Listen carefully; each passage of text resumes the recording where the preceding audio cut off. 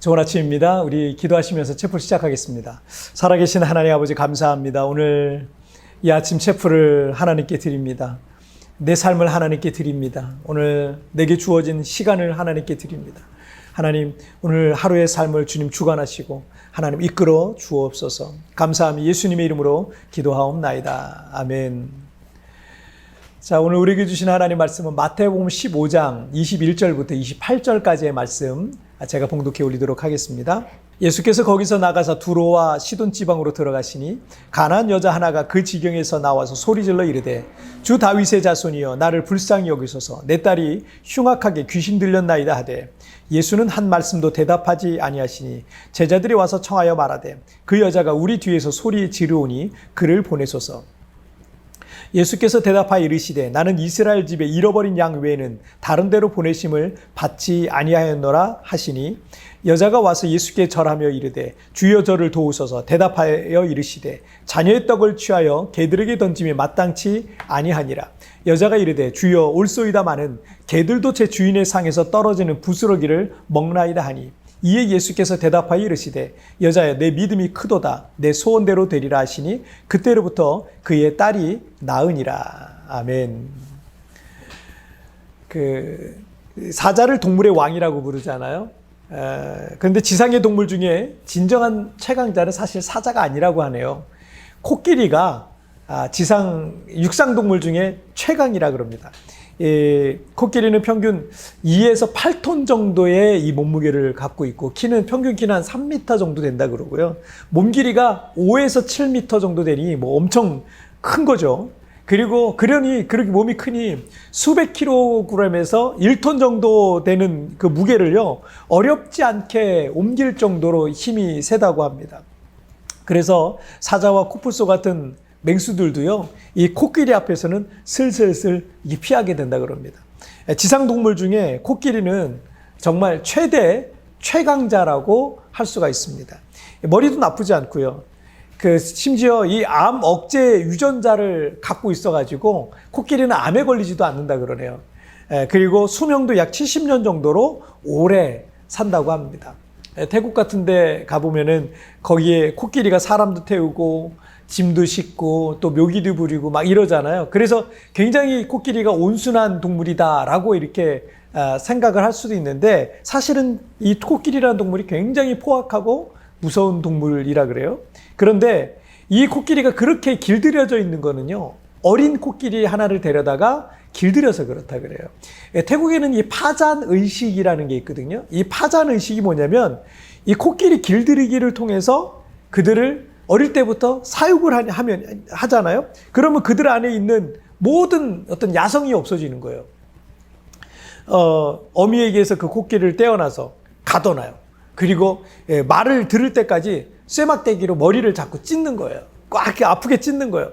그걸 계속 반복하면서 이 코끼리 안에 있었던 그 야성 있죠? 이거를 말살시키고 인간을 두려워하게 만든다는 거예요. 사실은 이거 동물 학대죠. 동물 학대라고 볼 수 있는 거죠.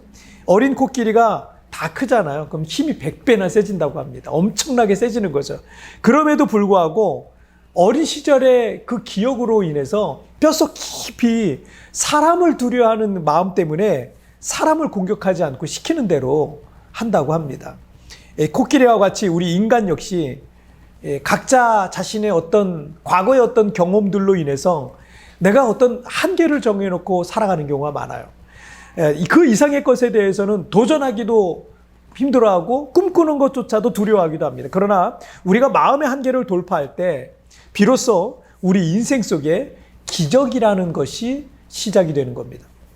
예수님께서 오늘날의 이 레바논에 속한 두로와 시돈 지역에 들어가셨을 때 일이에요. 22절 말씀을 보시면 가나안 여자 하나가 그 지경에서 나와서 소리질러 이르되 주 다윗의 자손이여 나를 불쌍히 여기소서. 내 딸이 흉악하게 귀신 들렸나이다 하되. 이 마가복음 7장에는 이 수로보니게라고 이렇게 소개되어 있거든요. 이 여인이 수로보니게는 수리아 지방의 페니키아를 의미합니다.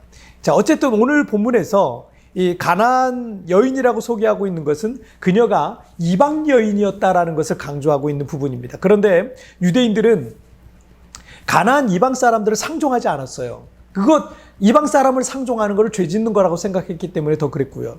자, 그것도 여인들은요, 더더구나 말할 것도 없이 상종하지 않았습니다. 자, 그래서 요한복음 4장에 보시면 예수님께서 우물가에 이 사마리아 여인과 말씀을 나누는 장면이 나오잖아요. 제자들이 시장에 갔다가 마을에 내려갔다 그 모습을 보면서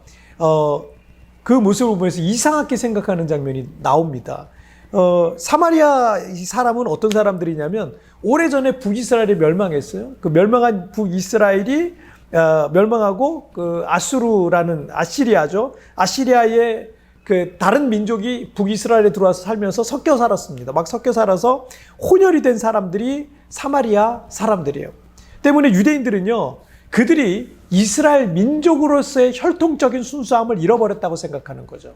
그리고 종교적인 순수함 역시 잃어버렸다라고 생각했기 때문에 그들을 그냥 이방인이다, 이스라엘 사람들이 아니고 이방인이다 라고 유대인들은 생각했던 겁니다.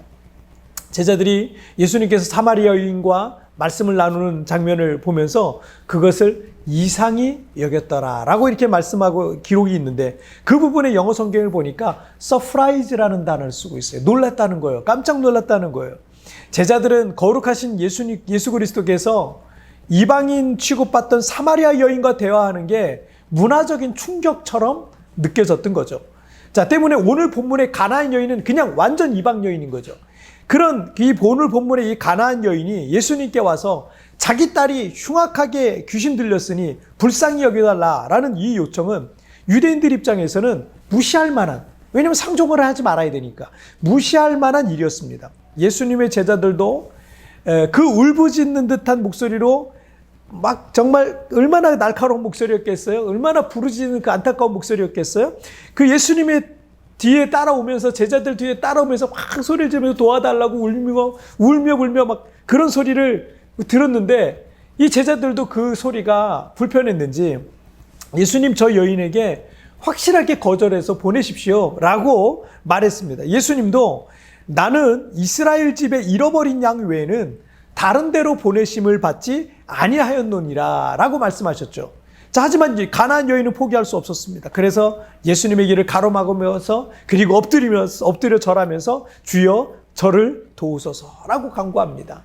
26절에 보면 예수님이 대답하여 이르시되 자녀의 떡을 취하여 개들에게 던짐이 마땅치 아니하니라 라고 말하죠. 여인은 더 절망적인 말을 들은 겁니다. 하지만 그 여인은 그것에 굴하지 않고요, 주여 올소이다마는 개들도 제 주인의 상에서 떨어지는 부스러기를 먹나이다 라고 말했던 겁니다. 이 여인의 믿음과 마음은 그녀 앞에 어떤 장애물이 있어도 그걸 다 돌파해 나갔어요. 이방 여인이라는 것도 돌파해 나갔죠. 제자들의 방해도 아랑곳하지 않았어요. 예수님의 몇 차례에 걸친 거절에도 그녀를 개로 비유하였던 예수님의 말씀에 자존심이 상할 만한 상황 속에서도 그녀는 포기하지 않았습니다. 그 여인은 이미 마음의 한계를 돌파해버린 정말 멋진 여인이었던 거죠. 그리고 28절을 보시면 이에 예수께서 대답하여 이르시되 여자여 내 믿음이 크도다 내 소원대로 되리라 하시니 그때로부터 그의 딸이 나으니라. 서론에서 잠시 말씀드렸던 태국에서 이 코끼리, 어린 코끼리를 사육하는 방식인 이 파잔 의식을 통해서 지상에서는 아무도 상대가 없는 강한 힘을 가진 코끼리가 얼마나 무기력하게, 그 야성을 잃고 무기력하게 변했는지에 대해서 잠깐 말씀드렸죠. 하지만 그 코끼리가 힘이 없는 게 아니에요. 힘은 이미 100배나 세져 있습니다. 힘이 없는 게 아니에요. 마음의 한계를 돌파해야 되는 거예요. 여러분, 동물이나 그리고 우리 사람이나 마음의 한계를 돌파하면서부터 내 삶에는요, 기적 같은 일이 일어나게 돼 있습니다. 그리고 우리는 한계가 있을지라도요, 하나님께는 한계가 없습니다. 전능하신 하나님께서 우리를 반드시 도우실 것이라는 이 든든한 백이 있지 않습니까? 내 믿음의 한계를 돌파하면 하나님은 우리 인생에서 무한대의 역사를 써가시는 것을 여러분 믿으시길 바랍니다. 자, 우리 찬양 한 곡 같이 들으시겠습니다.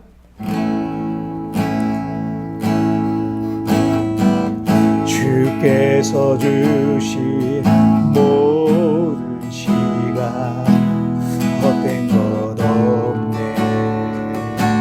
그 어느 것도 주의 뜻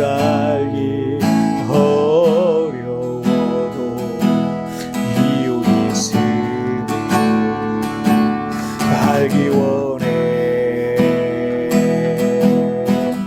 나의 모든 걸음이 주님 안에 있기에 주의 이야기 되네.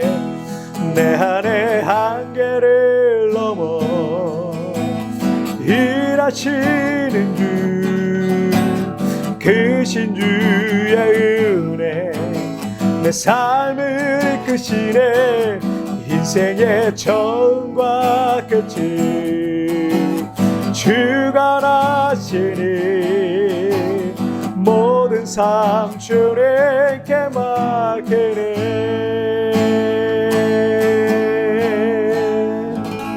아멘. 자, 우리 같이 기도하시겠습니다. 살아계신 하나님 아버지, 어린 코끼리가 어린 시절부터 어떤 의식을, 어떤 파잔의식이라는 것을 통해서 그가 사육될 때 그의 모든 야성을 잃어버리고 힘이 100배나 세졌어도 그 멋진 코끼리의 모습으로 살아가지 못하는 그런 모습을 보게 됩니다.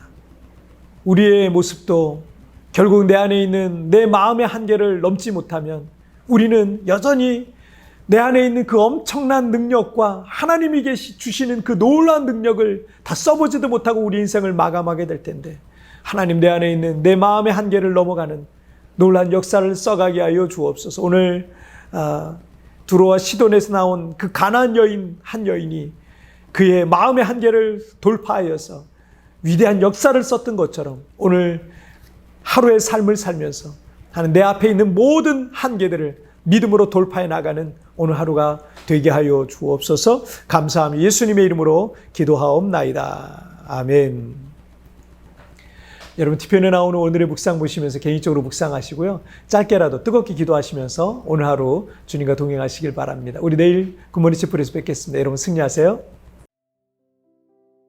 우리는 한계가 있을지라도 하나님께는 한계가 없는 것입니다. 내 믿음의 한계를 돌파하면 하나님은 우리 인생에서 무한대의 역사를 이루실 것입니다. 내가 돌파해야 할 내 마음의 한계가 있다면 무엇입니까?